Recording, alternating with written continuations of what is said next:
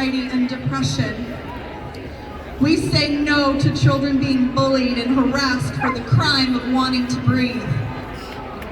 We also say no to segregated classrooms and buses. We say no to plastic barriers around desks. We say no to the banning of birthday parties, graduation ceremonies, and sporting events. You're here to say no to this tyranny? Are you here to protect your jobs and your children? So here is what I want each and every one of you to do before you leave here today. Join Action for Canada. That's the first thing. Whether you're a parent, grandparent, teacher, business owner, church leader, there are resources to help you become informed and empowered. Become a volunteer. Join the weekly Zoom meetings. Connect with other people who are like-minded like you. Sign the petition. I just created a new one 2 days ago. So go to unmaskourkids.com and let's challenge the schools to implement a personal choice mask policy.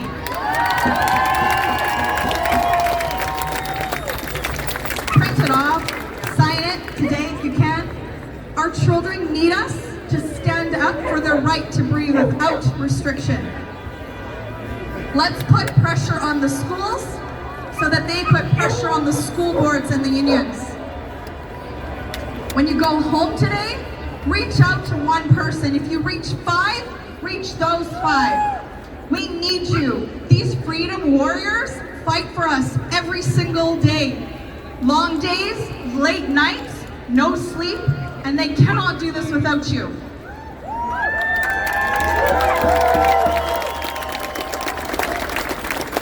You're here today for a reason.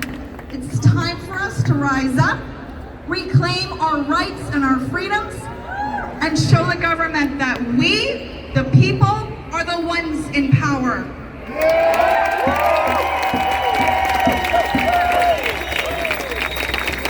Last thing I want to say is that without these event organizers, we would not be here today. Can we get a big round of applause for the tireless efforts of Alicia and Danielle, the Freedom Organization?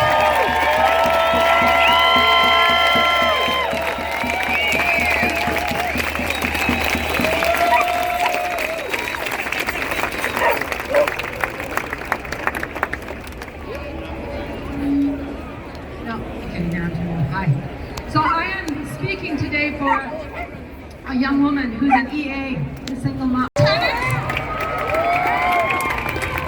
We demand the resignation.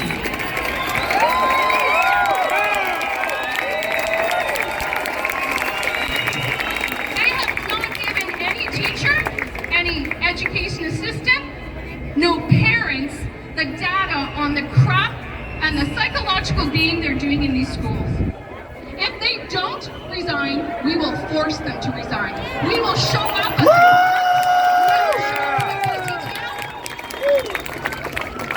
we need to flood their offices with phone calls, letters, and emails stating we've had enough of this psychological abuse on our children, because it is abuse.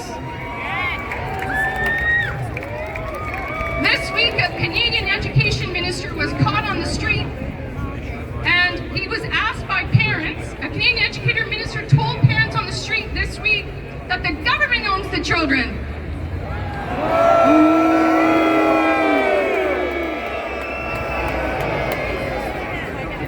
They told the government owns the children and not parents, and the children will receive the vax despite your protest. The government, schools, health officials do not own our children. We do.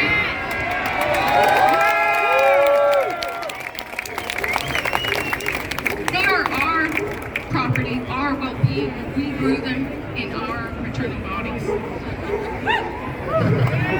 The last thing, anybody who lives in the interior, this is a heads up for all of you. Interior Health Unit Region on-site states when these clinics will be coming to schools and dates. Google Interior Health News COVID immunization clinics. They will state the school and the date that these clinics are coming to the school.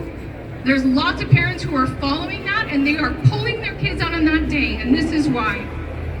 If you have your child in school, you are giving consent to have your child vaccinated. We used to have the School Act that protect the students, but they're using the Health Act to override that. They're also using the Infant Minor Act that states children 12 and over do not have to give consent. No, zero consent. Yeah, so we all know that's up to the health professionals. So there are school nurses that would come into the school. They would talk to the students about, this is best, you should get your vaccine because you're going to kill your mom and grandma and everybody else, right? So lastly is Vancouver and Fraser Health has not yet posted this. Keep your eyes peeled because your school and your teachers are not going to tell you when these clinics come around. Because when they did before, I stopped that.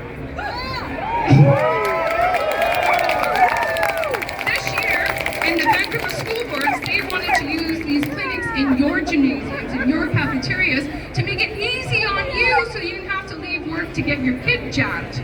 So I want you to know, David Nielsen, who's the superintendent for the Vancouver School Board, we have an audio recording which stands in court that he states that schools will not be used for vax clinics. We have that on audio recording, and if he goes against that, we have that power.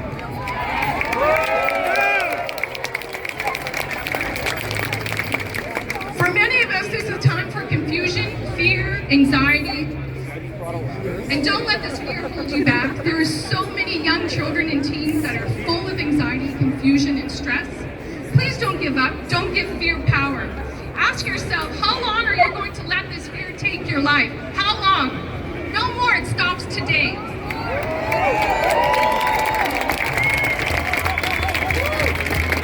The magical key that this deep state or undertakers, whatever you want to call them, the power that we have is light, love, and Jesus Christ. The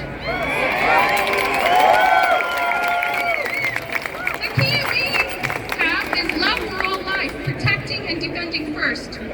We are fighting for them, not us, and they are the seeds of our future. These children that we all have, they are our future. If we don't protect them today, we don't have a future.